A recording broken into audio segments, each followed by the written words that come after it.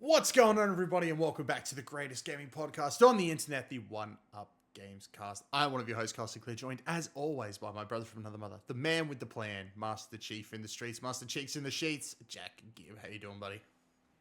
I'm doing good, mate. I feel like I haven't really gamed this week, but hopefully we can change that this weekend. Hey, you know, we played some Borderlands, and I think we played Peak at one point. That's true. Yeah, it wasn't a gameless week. Just not as much as you would have liked, but we will definitely change that this weekend, mate. Don't you worry about that. We will. Peak is a unique experience. I enjoy Peak a lot. I enjoy that way more than I thought. For those of you who don't know, Peak is a game where effectively you and three of your closest friends or enemies, depending on how you're feeling when you start, try to climb. It's not even really trying to climb a mountain, isn't it? It's like trying to climb a structure in different biomes, because how this world works actually makes no sense. Yeah, it's sort of quite mystical in that sense. Yeah, it's not about the mountain. It's about the journey. It's about it's about walking and not losing your friends or just making these insane jumps. It's sort of like oh fuck, what's that game? Gang Beasts. It's like Gang Beasts. Yeah, fair enough. You're trying to climb a mountain and work together. That's it's very similar. I'd say it controls better than Gang Beasts, to be fair. But it's that sort of like physics-based sort of thing. You know what I mean? Like if you drop something, like if you're on a hill, it'll keep rolling. You know, those sort of things. So it's it's a brutal game. But yeah, no, it's definitely a bit of fun. I'm keen to play more. I think, you know, we spent a long time just figuring out what to do and not get eaten by the storm. But now we've got our heads around that, and I think it'll be a staple of the gaming catalog for a little while. I think so. Yeah, it's lots of fun. I really enjoyed our time with it. Even though there was sometimes some members of the group, I'm not going to name names, it just like went off on their own, disappeared. I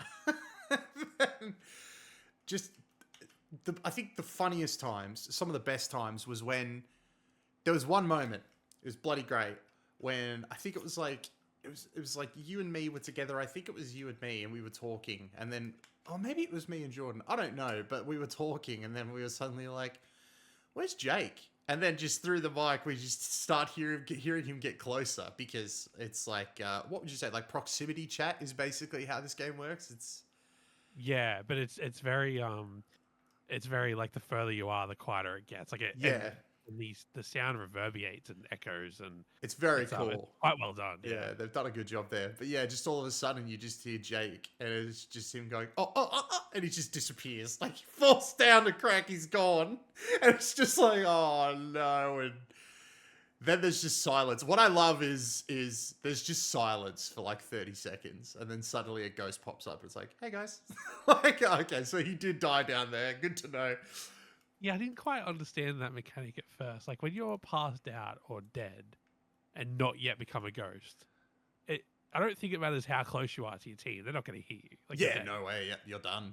Yeah, you better hope they're close. So, like, if you're the fourth person on the trail and you simply just like miss a ledge and just like pass out or get too cold or whatever it is, you're done. You can't scream for help.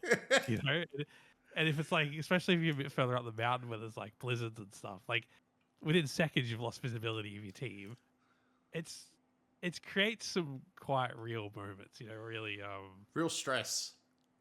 Yeah. Real stress. Nothing stresses me out than when I pass out and then wake up and I'm just watching something like a med kit roll away off the side of the cliff. And it's like, no. Run after it, which then often ends up me hurting myself and then having to use the med kit that I tried to save anyway. It's like, what a waste of time this was. I should just let it go, and I'm still back at square one. But what a great game. Good fun, good times. Yeah, I'm keen to reach the top. Our first run, we were so close to the top. So close. We had no idea how close we were either. Yeah, we decided to check after, because we're like, man, we played for so long. How close were we? And then, we checked. And what we ended up doing was just like looking for latest plays. And we seen like XQC and all them had been playing it. And we were like 200 meters away from the peak. Like we were so close to the end. We were 200 meters, but the actual place of death was probably a few hundred more below that. It was a long fall. There was a big fall. It was a big fall, but it was mystical. It was magical. It was great. And then it's a very fun game. Great team building game. Like if you want to know if you can true. It's like if you want to know if your relationship can sustain something, play Peak with your friends because sometimes it'll push you. It'll push you that little bit further. That's great. Yeah.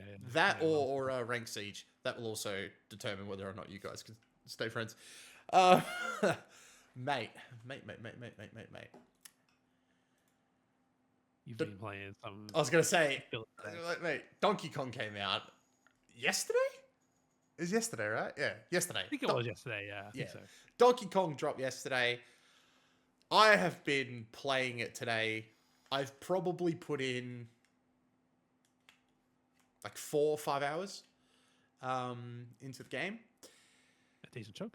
Yeah, I felt like it was decent enough that I could just give my first impressions. This isn't by no means a review. I'm very early on because my first hour was legitimately just me in the starting area punching the shit out of everything just to see how much of it I could take out. It's a good game. it's very good. Just from the small bit I've played already, I'm just like I've barely done anything, and I still feel like, oh man, like this game is gonna give a lot, and it's very fun and it's very cool, and I think it's very deep. I think it's a lot. That's not a pun, by the way. I know we're digging to the center of the to the core, but I think it's gonna have it's like a deep game. Like Donkey Kong controls great. I really like how he controls. Sometimes he does some weird stuff, like he'll do like a little spin on the ground, but I kind of like that. I think it's pretty cool. He keeps moving though. I don't feel like he's ever stalling the movement. No. I think they've done well to make it feel fluid. Yeah, it's very fluid. And in saying that, everything feels fluid. The destruction mechanic is sick. You can destroy anything. It's crazy. But as you do go on, there's a star rating system for how strong the area is, how destructible it is. So as you're going, you start to get to sort of areas where it takes a long time for Donkey to punch through, or you're going to require some extra stuff to punch through. So for example, early on, you find this, they're called boom boom, I think boom boom bricks or whatever, or boom boom blocks. You just tear them and you just throw them. And that's another thing. You can just tear up pieces of the ground and throw it. Very Hulk. I just thought of the Hulk when he did it. Oh my god, it was very Hulk-like, and I was like, that's kind of cool. It reminded me a lot of the Hulk game on PS2. I think it's Ultimate Destruction or something like that. I remember playing a PS2 Incredible Hulk game where basically you would jump around the city and you could just literally destroy everything. And this felt very much like that. But it's like that dialed up to 11. It's incredibly cool. Just being able to look out over everything. They've crafted a beautiful world. The environments are great. But then you look out at it and you're just I think I might destroy it all. Just to see what this looks like when you boil it all down and you bring it all down. What does it look like?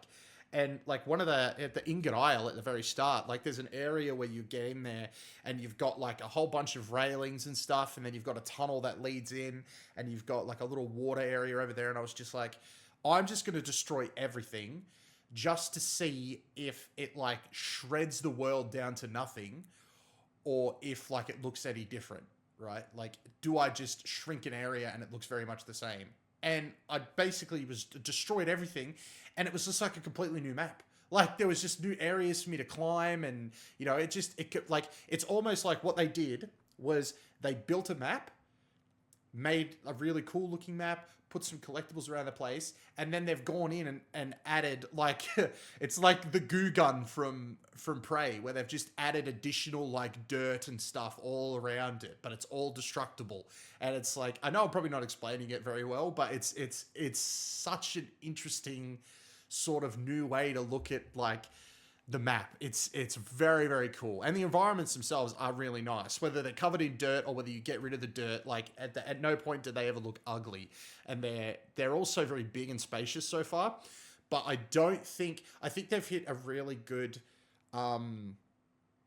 line of they are big, but they are not so big that it feels overwhelming. Like every single area I've dropped into so far, I look at and I open up my map and I'm like, I can destroy every single thing on this map and feel like, I haven't wasted any time. I haven't been here too long. They're not too big, which I really like. Because I feel like you could have had this mechanic and you could have had a really big area and it would have felt way too much. But no, I think so far in like the 4 or 5 hours I've played, they've hit a really good sort of like cap on how big they've made the areas, which I really, really like. Sorry. They're very dense areas though as well. Super dense. I feel like if the comparison to Mario Odyssey might get old quick, but if I make that comparison, like Odyssey felt a little bit like spacious. You know what I mean? Like it's like almost like the Switch had to load the next thing, so we're just gonna let you walk around this lake for no fucking reason. Whereas in Donkey Kong, it feels like the next thing, or there's constantly things to do, mainly because you're just smashing the place apart. But it feels dense, it feels connected, and yeah, like the areas aren't massive, but you don't feel like you're hitting the bounds of them that often. Yep. Yeah. They're very well designed. That's a really good way. Yeah, the design is just perfect. Pardon me, sorry, I'm sore. Honestly, the design is like really, really good. Like this is the Odyssey team, and my god, does it feel like the Odyssey team? Do you know what I mean? Like this feels like it's almost set in the Odyssey universe, but like this is the Donkey Kong from the Mario Odyssey universe, if that makes sense. Like. Yeah. You're very much playing within that playground, and that team has done something very special, and I would argue that this feels more special than Odyssey. Like, I think when it comes to Mario, you're expecting the 3D Mario game to be pretty good. Like, you'll get some bad ones, but you're expecting it to sort of like be like really great. I think when we first seen this, there was that underlying sort of like, all right, Donkey Kong's never really done anything like this before. Like, it could be a really big miss, but I don't think it was. I think it was really, really well done so far. I'm really enjoying it, and I personally don't know if Donkey Kong can go back. Like, this is one of those things where it's like they've done this very, very well, and just for Donkey Kong to go back to like 2D Donkey Kong, there better be a 3D Donkey Kong on the horizon. You know how sort of like Mario alternates between the two? I really hope that, we do see a country. Like, you can have the country and you can have the Bananza series. Like Bananza can be the 3D series and Donkey Kong Country can be the 2D series. I really hope we do see him sort of stay within this 3D world. I want to talk about one of the big things in this game. The music is actually really good. Like, I feel like, Odd Rock, Pauline, we know who she is, was going to be I was like, oh, everything's going to be a song and dance. But like, so far, like, anytime music's been incorporated, and it is quite vital and important to gameplay, it's done very well. And it's really, really good. Like, I feel like there's a lot of it too. Like, it's very varied. Like, there have been times where I think it was like, I met Pauline about I dicked around for a good hour to begin with. So I met her at about the hour and a half mark, which is probably like, let's be honest, probably like the half hour, 45-minute mark is probably when you would meet Odd Rock.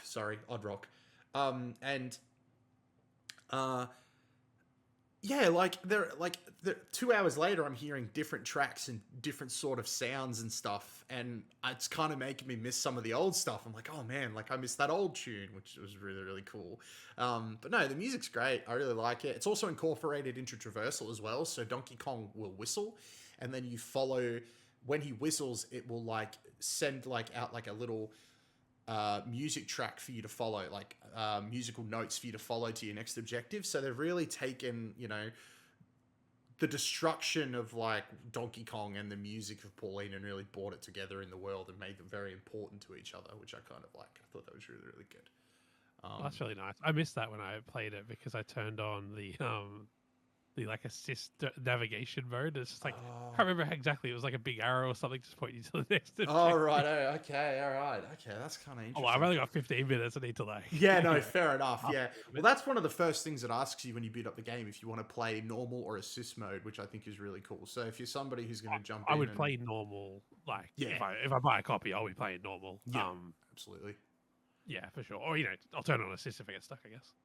Yeah, it's good. It's good that the option's there. You know what I mean? Especially for Yeah. kids, because like I feel like kids are really gonna love this game. Like my two today were just glued to the screen as I was playing it. They were Yeah, no. very, very excited, and especially Elise, who's a little bit older than Ty, and you know she went to the movies for the Super Mario movie and all that stuff. She's very much like this is very much her speed right now, and Yeah.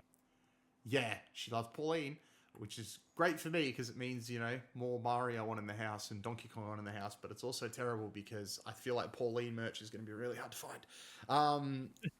So yeah, it was really, really cool that they're interested in.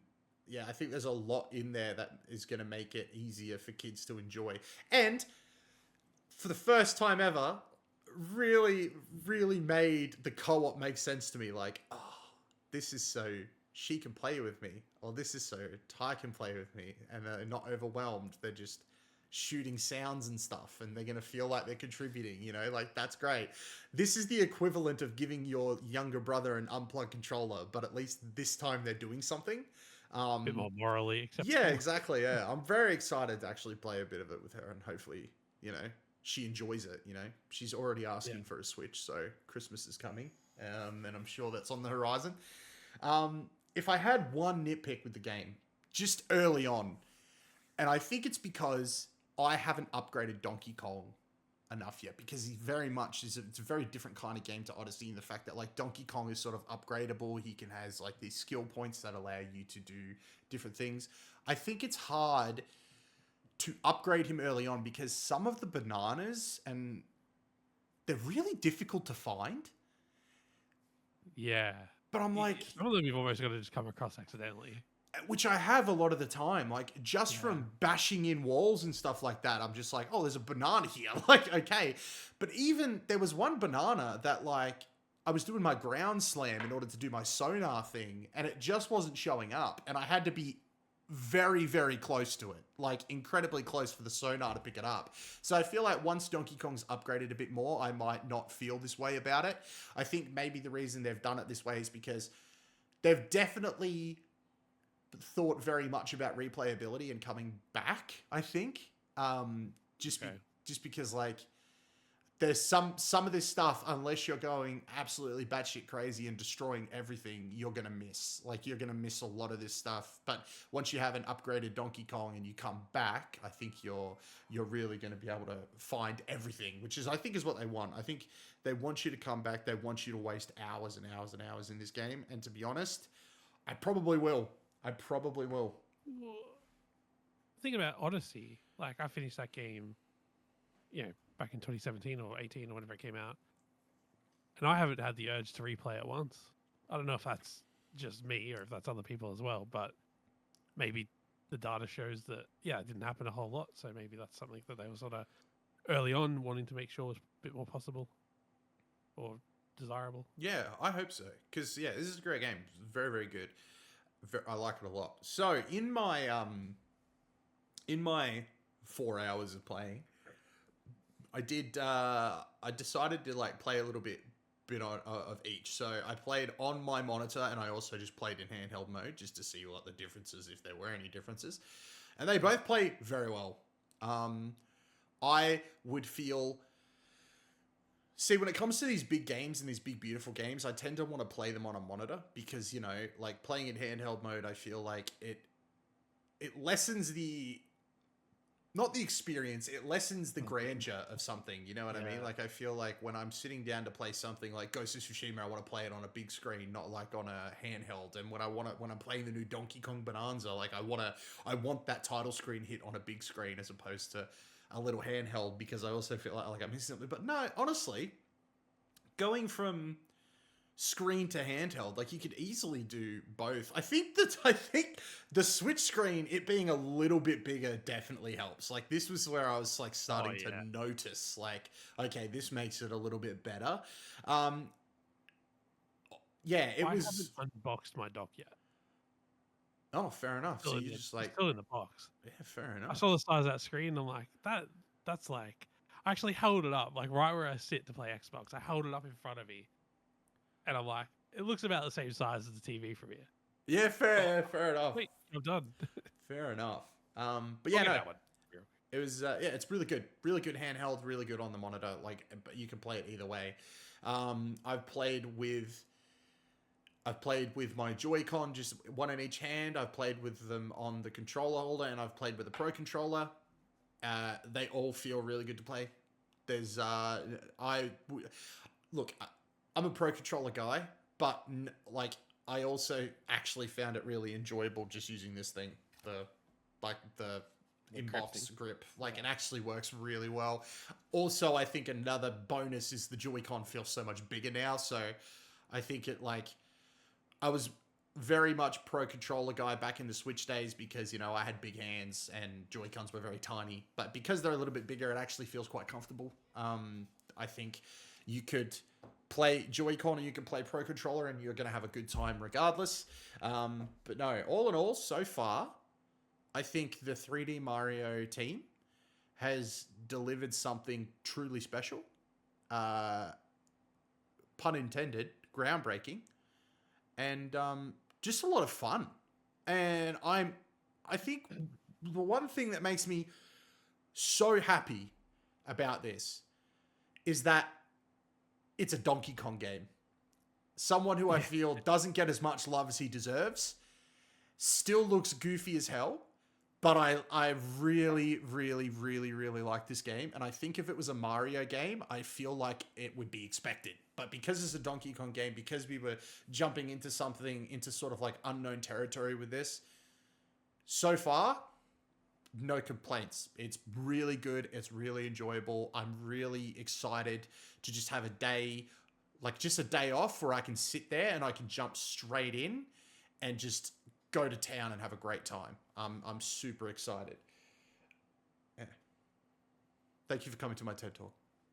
Very glad to hear that. Very glad to hear all that. I'm more excited to play this game after hearing your initial thoughts than I was before hearing your initial thoughts. It's a great game. It's so good. It's so good. Did the 3D Mario team make anything else between Odyssey and this? No, they actually started making this after Odyssey. Yeah, shit. Yeah, because it was supposed to come out on the Switch 1, this game, and then they decided to hold off and wait for the Switch 2, because so they were able to make it even bigger. And I'm not gonna lie, pretty glad they did. Like it's something special. It's something special. But yeah, that just what that means, though, and I think it's very like interesting because we were talking a lot about this in the lead up to like end of the year and the supposed direct happening at the end of the month was, oh, well, you know, it's a big year for Mario. Surely we're going to get like Odyssey 2 or something. And it's like, well, no, probably not. Like this is the Odyssey team. And I don't think Nintendo's going to let anybody else make a Mario Odyssey. So I think after they're done here, they're probably going to move on to Odyssey 2. So it'll be a while before we get Bananza 2. But then it's like, they can't not be a 3D Mario game, you know? So is another studio having a crack at it and giving us a new sort of take on a 3D Mario game? So we could have like this new take on Donkey Kong and a new take on Mario all in the same year. Yeah, I would love to see an outcome where, because this game got slowed down by the hardware, they had the resources to spin up a second project, you know, a couple of years ago or something. Yeah, very, very true. Yeah, that'd be cool. Because I think, like, I mean, Odyssey 2 on the Switch 2, I don't think they're gonna be sitting there going, "We need the Switch 3." Like, no, yeah. I was gonna say, I think there'll be a quick turnaround between Bananza and whatever they work on next. I think it'll be a quick turnaround, whether it is a Bananza sequel or a... Yeah, there's room for Odyssey 2 to be innovative, like from the first game as is. Yep. Yeah, I agree. Great game. Very Thank exciting. You. We'll check back in next week or the week after. See how you get on. Check back in 2 weeks and I'm like, this game sucks. So bad, it's not even getting a review. Yes. Actually, do you want to know what actually sucks? Is I hate these. I hate these because it's got that sick artwork that I love so much on the inside, but you can't see it because of how red the case is. Yeah. That sucks. I love this artwork in here. I want a poster of this artwork. And it's the like reverse cover. And it's not even a reverse cover because if you reverse it, you don't get Pauline, which sucks because I'd love to have them both in there. But yeah, I hate that they're so red on the inside. Like, make them red on the outside and clear on the inside so we can see the sexiness inside. You know what I mean? The Switch 2 cases seem so bad that it almost feels intentional. I mean, probably. Let's be honest. They're evil. Nintendo can be evil. Yeah, something's up there. Probably isn't. It's freaking intentional. How could they do this to me? I mean, to us, to everyone, not just me. Don't have a physical Switch 2 game yet, so I'll check in later on that front. Yeah. Actually, I like this the most, right? I like this the most so far out of my physicals because it doesn't have that stupid like game key thing at the bottom, which just takes up. I think it's worse in the States though. I think it takes up way more real estate than it does here. But I do like how clean the cases are. Like, they're very clean. I do like the big red bar. They have grown on me since we've seen them, and I like how clean they are. But yeah, Well, the Nintendo games are always going to look better because they don't put like Nintendo Studios, Nintendo Publishers in the corner. Like, their logo's on top. Yeah, legit. Thank you very much. Hey, thank you. Thank you, mate. Anything else you want to talk about this week, or should we wrap it up? Honestly, I feel like that's all that's going on this week. I know there's news stories, but they're all self-explanatory if you go to the website. Yeah, everyone go to the website. Nothing else needed. Head on over there, check it all out. Well, mate, thank you very much for joining me. Thank you for having me. Oh, man, anytime. We'll come back and we'll do it again next week. Ladies and gentlemen, thank you very much for listening. We really do appreciate it. Be sure to let us know what you think of Donkey Kong Bonanza down in the comments or anywhere you can talk to us. We definitely want to hear what you guys think of it. I'm having a great time. You watch everybody be like, dude, this game sucks. Like, you're crazy that you like it. Like, sorry, guys. I'm sorry, everyone. I really enjoy it. But no, that is going to do it from us this week, guys. Thank you so much. Be sure to head over to oneupgames.com. OneUpGames over on YouTube. OneUpGames.com will have links to everything. Discord, YouTube. Make sure to follow us or heart us or whatever they do on podcast services. I don't know what a podcast is. It follow on podcast? Follow and 5 stars. Follow and 5 stars. You heard the man. Do it for him. Do it for Master Cheeks in the Sheets. Do it for him. All right? Ladies and gentlemen, we love you. We'll be back next week. Until next time, may all your games be good ones, and we will see you guys then. All right. Bye, everybody. Bye.